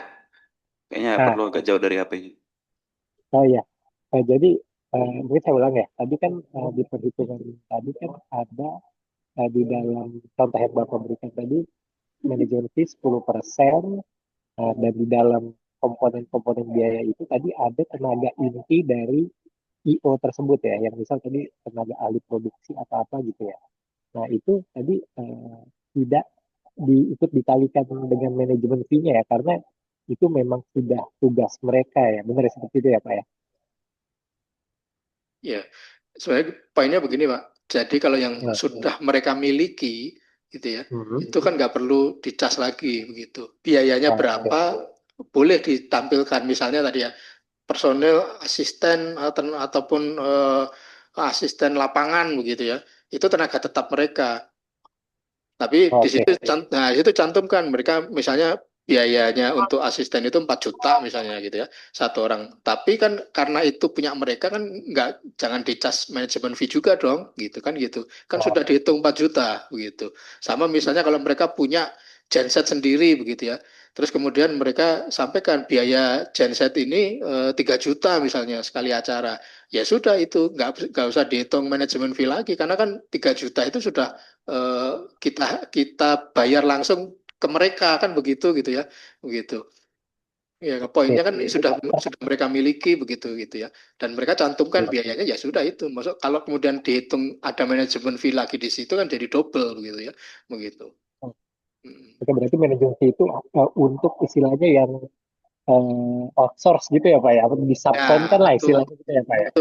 Betul. Yang outsource itu kan karena dia misalnya hire penari, dia Hmm. 10 juta. Lah, kalau kemudian manajemen fee-nya itu dihitung di luar, itu kan artinya 10 juta itu dibayarkan sepenuhnya ke tadi gitu ya, artisnya tadi. Lah dia dapat apa? Lah dia kan dapat fee-nya tadi kan begitu. Gitu. Oke. Baik, lalu ini Pak, tadi terkait yang di komponen-komponen tadi yang Bapak berikan tadi kan ada yang sifatnya satuan dan lamsam ya Pak ya. Dan eh, kalau memang di bawah itu sudah ada manajemen fee, tadi izin saya konfirmasi lagi Pak, bahkan untuk yang belanjanya itu sifatnya lamsam itu tetap untuk meyakini PPK itu meminta bukti pembeliannya ya Pak ya. Iya, iya, iya. Ya seperti itu ya Pak ya. Karena ini Pak, karena ada perhitungan tadi ya, karena manajemen fee itu dihitung di luar begitu ya, sehingga kan kita perlu meyakini bahwa Anda benar nggak beli dari si A ini sekian nilainya begitu ya. Nah, sifat lamsam itu kan sudah pasti gitu ya. Kan begitu outputnya sudah pasti, sudah apa volumenya sudah pasti begitu, tapi eh, bukti itu kan sebenarnya kalau di IO gitu ya, itu kan untuk meyakini bahwa dia memang tidak mengambil keuntungan dari sisi pengadaan yang kebutuhan tadi begitu ya, outsource tadi begitu. Kan itu gitu ya. Baik Pak. Ya, Lalu tadi Nambet, ya, ya silakan, boleh Nambet, Mas Indra. ya monggo. Jadi begini, kalau pengertian manajemen fee ini, ya kan, jadi dalam satu perusahaan itu kan ada BOD, ya kan, BOD pengurus, lalu ada pegawai-pegawai. Nah, di situ kan semacam dia tuh apa sudah digaji. Nah, itulah mereka dapat dari manajemen fee, ya kan, manajemen fee akibat dari kontrak tadi. Nah, cuman misalnya tadi pegawai tadi dia sudah di ini tadi kan sudah dipekerjakan untuk ngawasin tadi IO tadi, ya kan gitu loh, ya kan, kan jadi double tuh dapatnya, ya kan, sudah tergaji ya di situ. Nah, jadi itu yang dikeluarkan. Jadi seperti itu. Jadi dia sudah dibayarkan di acara tersebut, ini kan. Nah, untuk manajemen fee-nya ya tidak dikutip lagi. Jadi tadi misalnya kayak Mas Seno, saya ini pegawai perusahaan, cuman saya nggak ikut di dalam kegiatan tersebut. Cuma Mas Seno di situ jadi istilahnya apa ya, panitia lapangan lah, ketua panitia lapangan. Jadi dia pada saat itu dia sudah digaji. Nah, dia tidak dapat manajemen fee lagi di situ. Jadi pengertiannya seperti itu mungkin Mas Indra. Jadi Ya, nah, yang kami harapkan gini, sebetulnya tadi kalau misalnya bisa diukur satuannya itu terhadap, saya nggak tahu nih UMR masih, apa UMP bisa masuk kan nih Mas Inun ya? Karena kemarin kan kalau untuk jasa lainnya, untuk jasa kebersihan kita ada UMP ya, atau UMR. Nah ini kalau misalnya ini lebih menarik lagi nih nanti kita diskusi. Jadi ya kan sebetulnya satu orang ini untuk tenaga itu dibayar 1 kali UMR, ya kan? Untuk ini, misalnya dia pekerjaannya 1 bulan atau ini kira-kira berapa sih? Kira-kira ya, untuk dari mulai penyiapan sampai selesai itu butuh waktu 1 bulan, berarti dibayar 1 bulan misalnya 5 juta orang. Lalu ada komandan regunya sekian. Nah ini lebih menarik lagi nanti kita diskusinya. Mungkin itu Mas Indra. Terima kasih. oke. Ya Pak. Terus mungkin eh, izin Pak bertanya lagi tadi. Tadi kan katanya untuk penyusunan HPS ini ada yang memang manajemen fee-nya dipisahkan, ada yang disatukan ya Pak ya. Nah, ini eh, perlakuan untuk yang disatukan ini apakah sama seperti yang manajemen fee ini atau bagaimana Pak? Karena kalau misalnya ya, kan kalau disatukan berarti sekarang penyedia itu mengambil untung dari setiap mungkin ya mengambil untung dari setiap komponen belanja yang mereka lakukan gitu kan. Dan mungkin ya ketika kita minta buktinya Nah, bisa jadi misalnya belanjanya di rinciannya tertulis 100.000. Nah, tapi begitu kita minta buktinya, oh mereka buktinya hanya 70.000 belanjanya, berarti ada selisih kan? Apakah bisa ini dimaklumi karena manajemen fee ini tidak terpisah sendiri atau bagaimana itu ya? Ya, gini kalau memang misalnya digabung begitu ya. Kalau misalnya digabung memang kenapa? Eh, harusnya kalau digabung itu kita nggak perlu minta rinciannya tadi, Pak. Itu ini yang menjadi perbedaan di sini gitu. Karena kan apa kita sudah berhitung bahwa fee-nya itu sudah include tersebar di seluruh komponen. Artinya ketika kita menyusun HPS, kita sudah tahu berapa harga eh, per item atau per komponen itu harga dasarnya berapa begitu ya. Kemudian kita hitung plus ataupun plus fee-nya itu berapa gitu. Jadi sudah tercampur di situ begitu. Eh, tentu kemudian kalau sudah tercampur ketika proses pemilihan mereka akan bisa jadi strateginya adalah subsidi silang begitu ya. Ada yang kemudian di item ini dia dapat paling murah begitu di luar sana, ada yang di item ini dia lebih gitu ya. Nah, itu kan pasti akan ada subsidi mekanisme strategi subsidi silang begitu di IO-nya atau di pelaku usahanya begitu. Nah, kalau sudah begitu kan sulit kemudian kita me, me, mengkonfirmasi begitu ya. Oh, ini harusnya sekian gitu ya. Buktinya juga harusnya sesuai gitu ya. Dihitung 10% kan bisa jadi nggak begitu bisa jadi kan nggak begitu gitu ya gitu. Karena tadi sudah all in di dalamnya begitu Pak. Nah, mungkin itu kalau kalau yang tercampur memang pendekatan terhadap pembuktiannya yang menjadi sedikit berbeda begitu karena ya kita nggak perlu memastikan gitu ya bahwa harus sesuai dihitung balik itu harus sesuai kan kita tidak perlu memastikan karena dia sudah menyampaikan penawarannya begitu Jin. Kalau menurut LKP itu sendiri gitu Pak, yang lebih baik kita dorong yang mana sebenarnya Pak kalau untuk pendukung OPS apa yang dipisahkan dari matinya apa yang dicampur Pak? Nah, ini kalau masalah mana yang lebih baik sebenarnya kan masing-masing punya apa tantangan dan kemudahannya ya di dalam pengelolaannya. Nah ini tinggal PPK mau seperti apa begitu ya sebenarnya begitu. Eh, mau memilih yang mana begitu. Memang kalau di dalam kalau dipisah gitu ya. Kalau dipisah itu eh, secara akurasi begitu ya bisa jadi lebih akurat gitu. Kenapa? Karena betul-betul diperhitungkan kan harga dasarnya gitu ya. Baru kemudian fee-nya. Cuma memang tantangannya ada di dalam pengendalian kontraknya nanti gitu. Karena pasti PPK harus bisa membuktikan juga si penyedia ini harus bisa membuktikan bahwa bahwa apa yang harga item per item komponen itu ya sesuai dengan ada buktinya begitu ya gitu. Nah beda cerita kalau kemudian jadi satu gitu. Nah, di PPK kalau jadi satu berarti dia perlu kemudian betul-betul berhitung terkait dengan itemnya itu sebenarnya berapa sih supaya kemudian eh, ketika harga blendednya itu masih harga yang wajar gitu ya masih harga yang perhitungan yang wajar plus tadi 10% tadi begitu. Nah itu yang nantinya di pelaksanaan kontraknya pengendaliannya memang dia akan lebih mudah gitu tapi ketika menyusun HPS-nya sebenarnya agak harus lebih lebih cermat gitu ya kalau di blended tadi begitu Mas gitu. Kalau yang mana yang baiknya ya dua-duanya sebenarnya dimungkinkan gitu ya.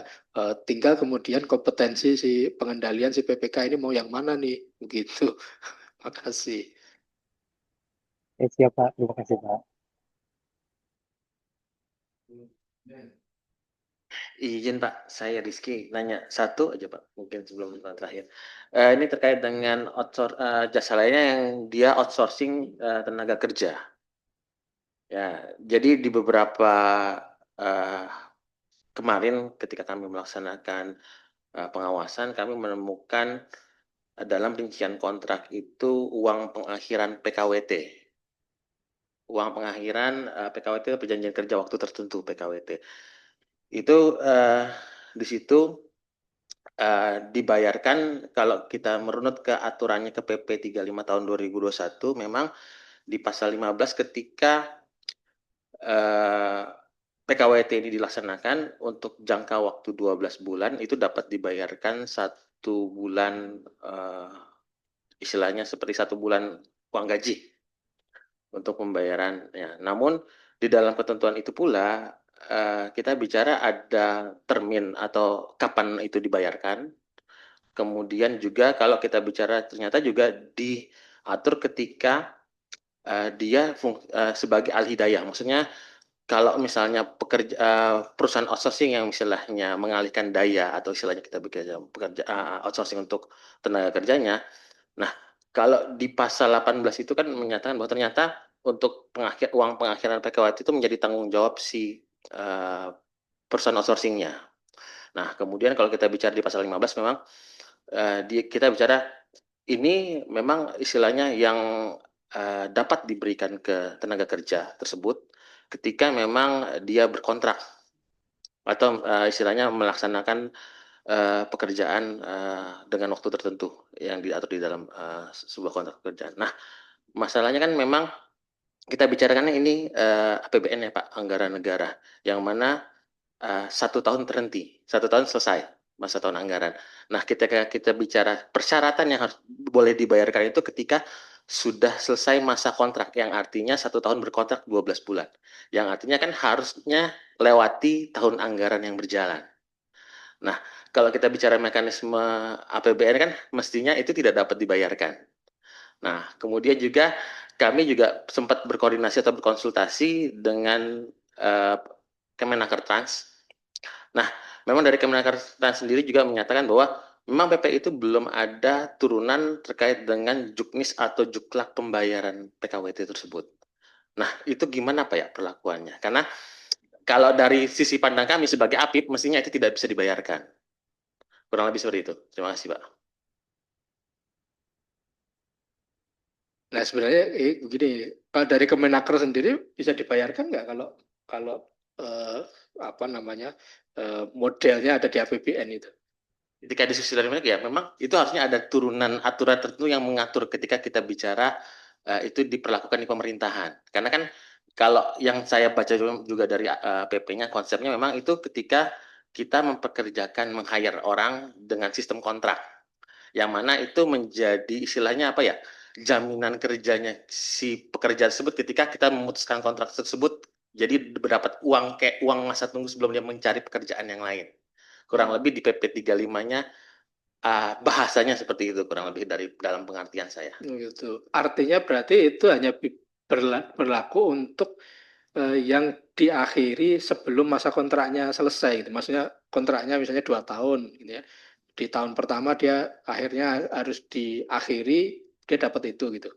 Seperti itu, atau tadi 2 tahun pun ya pokoknya setelah selesai 2 tahun ya tetap dapat, atau setahun ya tetap selesai kontrak di ujung 12 bulan itu dia dapat.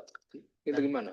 Ya, makanya itu Pak, kan memang harusnya kalau menurut dari pandangan saya pribadi ketika mengevaluasi dokumen tersebut, ya ini kan harusnya dibayarkan, istilahnya boleh dibayarkan atau dapat dibayarkan. Namun kan kita akan bertabrakan dengan aturan pengelolaan APBN, penyelenggaraan anggaran atau pelaksanaan anggaran.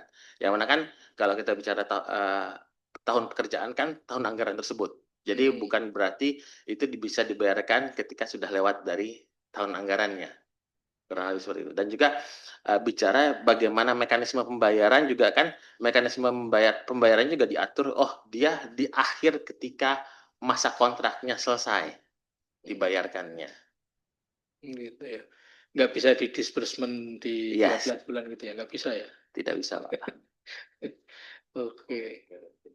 Iya, kayak uang tunggu gitu, uang tunggu untuk cari kerjaan lagi. Karena menarik Pak, karena di beberapa pekerjaan utamanya di tahun 2024 kemarin, jadi ada beberapa yang ahli daya ini, outsourcing ini yang memang memasukkan unsur PKWT ini. Dan ini pun sebenarnya ketika kami meriksa kemarin itu hal yang baru ke kami. Makanya kita coba genggali aturannya, kita juga coba berkoordinasi atau berkonsultasi dengan teman-teman dari Kemenaker yang mana memang pada akhirnya ya memang kami belum menurunkan itu di dalam Permenaker untuk juknis atau juklak pembayarannya. Kurang lebih begitu. Tapi begini sebenarnya yang perlu dikonfirmasi jawabannya itu, ya betul bahwa itu belum diatur, tapi konsep itu apakah yang PKWT yang bekerja di pemerintah itu bisa dapat gitu ya. Gitu. Kalau masalah belum diatur kan ya nanti karena belum diatur maka yang dilakukan pembayarannya ya dimungkinkan saja gitu. Tapi apakah pekerja PKWT yang kerja di pemerintah ini boleh begitu ya mendapatkan hak itu? Kalau boleh ya harusnya bisa dieksekusi gitu. Entah itu karena belum ada aturannya di pemerintah ya, terus kemudian mekanisme di pemerintah itu tidak memungkinkan dibayar setelah gitu ya, maka ya berarti bayarannya dilakukan ketika masa berakhir, harusnya kan begitu. Gitu. Jadi sebenarnya poin yang perlu kita pegang dari Kemenaker dulu nih, konfirmasi bahwa konsep itu ataupun mekanisme itu juga berlaku untuk PKWT yang bekerja di pemerintah gitu. Kalau itu ya sudah, itu harusnya bisa, ya paling minimal yang bisa dilakukan kan, karena memang tidak memungkinkan APBN itu dilakukan pembayaran setelahnya, ya berarti yang paling akhir, paling begitu. Gitu. Tapi perlu konfirmasi dulu bahwa itu, oh iya itu bisa kalau udah APBN masuklah gitu, misalnya begitu gitu ya. Harus ada konfirmasi itu dulu tuh. Kalau itu ya nanti tinggal mekanisme pembayarannya ya kita sesuaikan karena sertifikatnya ya karena belum diatur begitu. Karena kalau tidak, kalau bisa tapi kita kemudian tidak melaksanakan gitu ya, menjadi dolim Pak gitu. Kasihan, saya sih mikir itu aja gitu. Menyatakan itu menjadi tanggung jawabnya perusahaan ahli dayanya. Kemudian pun akhirnya kami kemarin ketika dalam melakukan pengawasan pemeriksaan, kita sampai membongkar kontrak kerja antara perusahaan ahli dayanya dengan pekerjanya. Nah, di dalam pengupahan, sistem pengupahannya atau di dalam perjanjian pengupahannya tidak dinyatakan atau tidak dicantumkan oleh si perusahaan bahwa ada uang penggantian PKWT tersebut.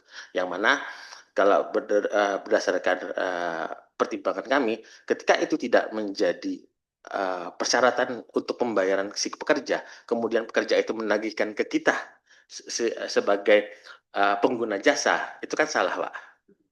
Kurang lebih seperti itu, Pak. Ya, tapi artinya begini, kalau artinya bisa, ya perlu dipenuhi administratif lanjutannya begitu ya. Maksudnya ya kontraknya dengan antara si ahli daya outsourcing dengan pekerjaannya itu juga harus memuat itu.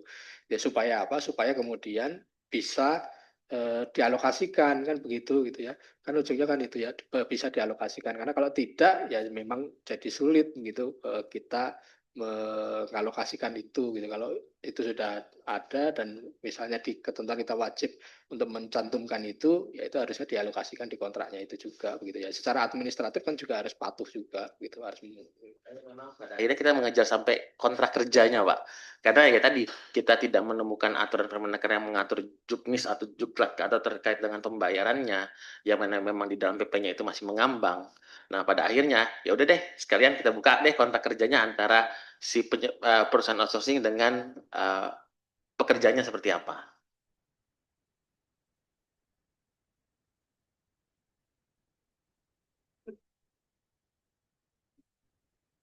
Baik, teman-teman, ini sudah jam berapa? 12 ya. Sudah jam 12 lewat. Mungkin kita bisa akhiri ya diskusi kita hari ini. Nanti untuk pendalaman tentu kita bisa berdiskusi lagi dengan teman-teman dari LKPP. Karena itu kami ucapkan terima kasih kepada Pak Eko dan Mas Seno yang telah berkenan hadir untuk memberikan pencerahan kepada kami, APIP, terutama dalam memaknai HPS. Bahwa tadi sampaikan HPS yang baik adalah HPS yang baik juga sumber-sumbernya. Artinya di KAK-nya juga baik, di spek-spek teknisnya juga baik, dan dalam penyusunannya juga ada unsur-unsur transparansi, harga wajar, dan efisiensi, sehingga ketika itu kita yakini kebenarannya dan kebaikannya dalam pelaksanaannya juga akan menjadi lebih efisien dan lebih efektif dalam mewujudkan pengadaan itu sendiri. Sehingga teman-teman di APIP juga bisa dengan lebih yakin bahwa apa yang dilakukan benar, efektif, dan efisien. Saya kira itu yang dapat kita peroleh pada hari ini. Dan sekali lagi kami ucapkan terima kasih kepada Pak Eko dan Pak Seno. Mohon nanti kalau ada undangan lagi Pak, untuk diskusi lagi, mohon berkenan untuk bisa hadir dan berbincang-bincang dengan teman-teman. Pada teman-teman, kami ucapkan terima kasih bagi yang di Zoom maupun yang hadir di sini. Dan kita tutup acara ini dengan mengucapkan Alhamdulillahirabbil alamin. Terima kasih. Assalamualaikum warahmatullahi wabarakatuh.